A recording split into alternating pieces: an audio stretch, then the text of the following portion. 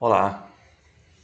Na aula 4, então, veremos um período que vai ser mais ou menos entre os períodos considerados da aula anterior, que vimos o final da dinastia Zhou, e antes de prosseguir para a próxima aula, que seria sobre a dinastia Qin, resolvi por bem abordar o florescimento de várias escolas de pensamento, que vai mais ou menos do século VI até 221 a.C.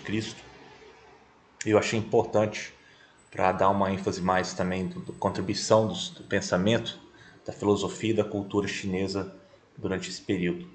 O que é interessante notar é que justamente no período que há uma desagregação dos reinos, em vários reinos em estados de guerra, é justamente nesse período que florescem intelectuais, artistas, filósofos em busca de patronos, de proteção, local onde ele pudesse implementar essas novas filosofias, essas novas ideologias. Vimos brevemente a aula anterior, e eu vou dar prosseguimento, sobre o confucionismo e o taoísmo. Então eu decidi então dar mais ênfase na aula de hoje. Né? Então temos essas figuras aqui, capitais, né? Confúcio, Confúcio, ou Lao Tzu, né?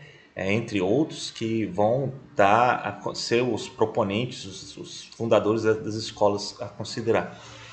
E se considerarmos em tempos cronológicos, o primeiro deles, sem dúvida, vai ser o Lao Tzu. Né? O Lao Tzu, na verdade, ele nasce em Anhui, né? Uma região não tão perto do litoral, na região central-norte da China. E ele vai viver um período de estados de guerra, né? Já num período já decadente, e ele propõe então uma filosofia em que ele busca uma harmonia na sua principal obra, o Tao Te Ching, né? E o Tao Te Ching, na verdade, ele propõe um caminho, que é o Tao. E o Tao, ele vai propor uma espécie de um relacionamento da ordem cósmica natural com a ordem do corpo humano, né? Isso, na verdade, ele vai explicar que todo o universo ele é regido por forças, né? O Dao, esse caminho. E esse caminho, primeiro, ele é onipresente, ele é extremamente poderoso, ele tem o seu equilíbrio, né? E que o corpo humano, a ordem humana também deve buscar esse equilíbrio. Né? Então são duas vertentes aí que, se você não respeitar essa ordem cósmica, essa ordem natural de equilíbrio, você está em desarmonia, portanto em conflito com essa ordem cósmica natural. E aí ele propõe isso também para questões até da ética e da política. Então ele propõe o seguinte: não faça nada de agressão de grandes interferências na ordem natural. E para a ordem dos administradores, por exemplo, ele fala que intervenha o mínimo no ambiente. Porque senão você está colocando aí em risco a harmonia natural e a harmonia cósmica. Então, aí ele surge com esse conceito maravilhoso que é o conceito Wu Wei. Wu Wei, na verdade, ele é um conceito problemático, porque ele, na verdade, é quase como se fosse uma inação. Né? Mas ele não é uma passividade, ele é uma busca de você buscar uma harmonia perfeita com o ambiente, com as forças naturais.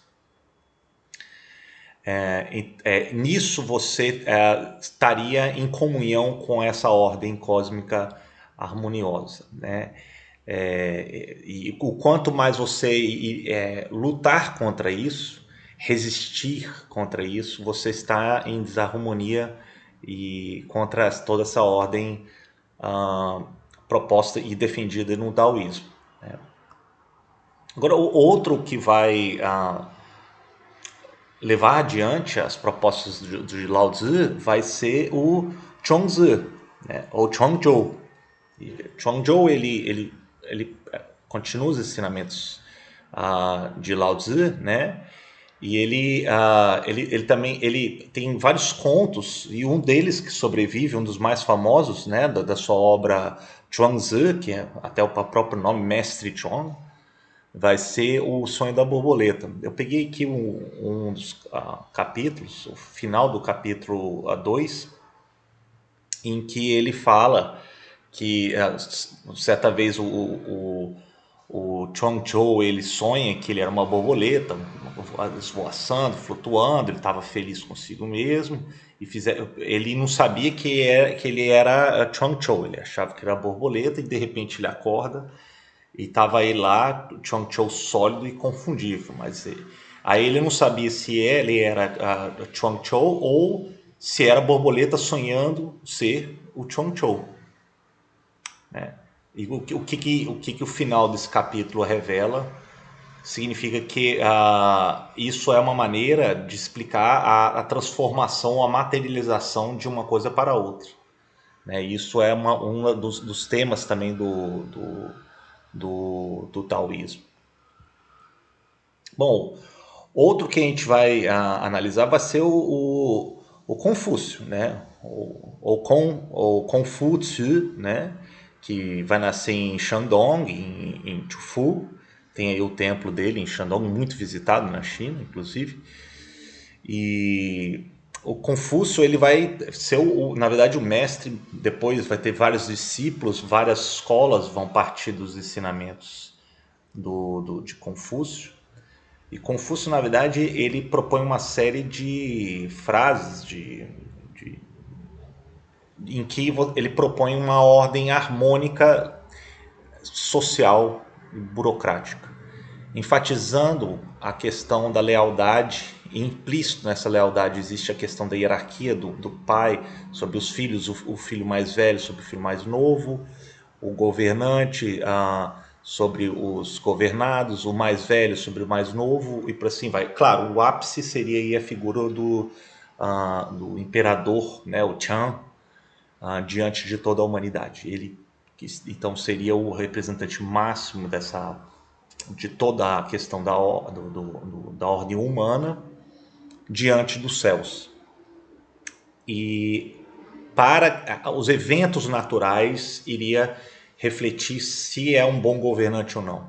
Se houvesse desastres naturais, se houvesse guerras, cataclismas, fome, seca, inundações, isso era um sinal de que o imperador, né, ou regente seria aí, estaria em desequilíbrio, em desarmonia, né?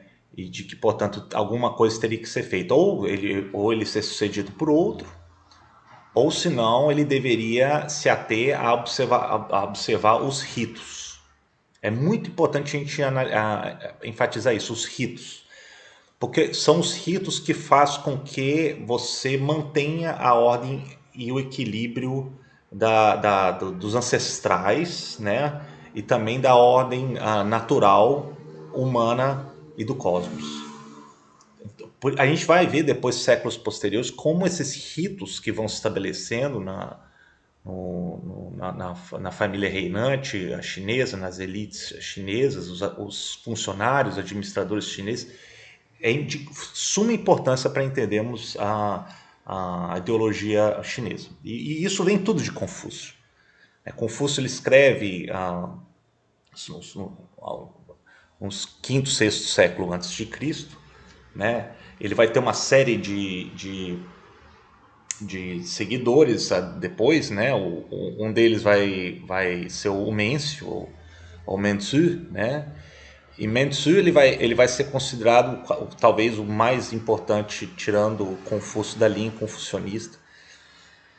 E com o Confúcio, o Mêncio, na verdade, ele vai buscar aí apontar as virtudes inerentes que existem na natureza humana da benevolência, da retidão, da urbanidade e da sabedoria. Esse comportamento, esses valores, eles são essenciais para uma harmonia de uma sociedade em harmonia, uma sociedade leal e de uma ordem social. A partir da responsabilidade de cada um desenvolver essas virtudes inerentes, né, cultivá-las para que a sociedade, a família e a ordem humana estejam em harmonia também com a ordem natural. Outro seguidor que vai estar, inclusive a linha já mais legalista, ela é mais pessimista. Dentro do confucionismo, já mais é uma linha que já vai começando a derivar próprio que vai vindo do Kun Tzu, né, o Kung Hong. E Kung Tzu, ele na verdade entende que a natureza humana inerentemente ela é rebelde, ela tende a desobedecer, ela tende a derivar para coisas erradas. Então era, portanto, instituir uma série de leis para vigiar ou melhorar, aperfeiçoar, né, nas virtudes o comportamento humano. Né?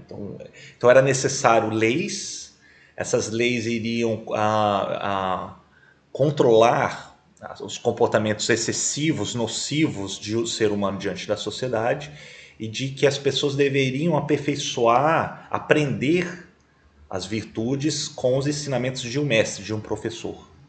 Essa linha vai ter muita prosseguimento, gerações posteriores depois de Kun Tzu.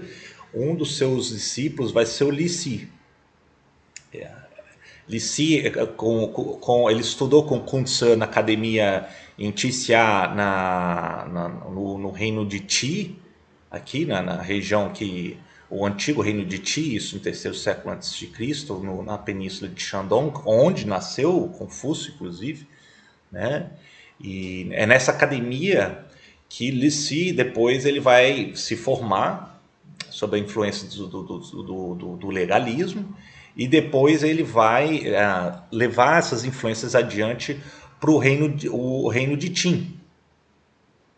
E Qin, nos últimos séculos antes de Cristo, ele vai ser o que vai ascender, né, na pessoa inclusive do imperador Ti Huangdi, né,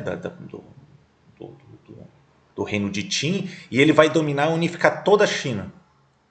Então a influência de Li Si, né, inclusive até um aspecto mais duro que ele carrega, intolerante do seu mestre, o Kun Tzu. Ele vai propor que, olha, é necessário então ter uma dureza nos tratos, de propor novas leis, regras, condutas para o comportamento dos regentes, de líderes, de funcionários e dos súditos em geral, né? Chega ao ponto que ele influencia então até o futuro imperador, o chamado até o primeiro imperador, o grande primeiro imperador da China unificada, que vai ser o Ti Huangdi. E então o legalismo ele vai começando a ter aí, até nesse aspecto mais ortodoxo, ele vai começando a ganhar monta na China na virada da era antes de Cristo para a nossa atual era. Bom, eu não pretendo mais me delongar, mesmo porque agora já botei a deixa aqui de que na próxima aula a gente vai ver sobre a dinastia Qin.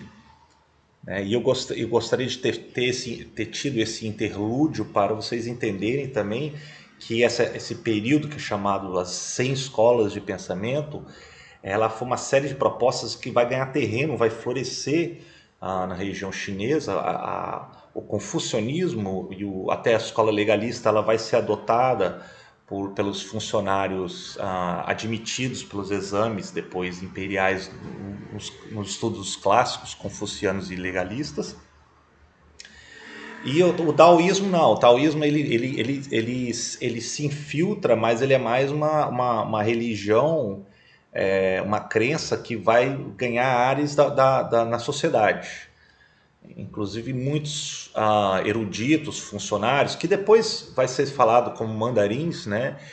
Alguns deles eles se rebelam contra a questão das convenções, dos ritos, até mesmo da corrupção que se desenvolve entre muitos funcionários do mandarinato, e eles fogem da sociedade, eles buscam o contato mais com a natureza e buscam então cultivar os ideais taoístas, né?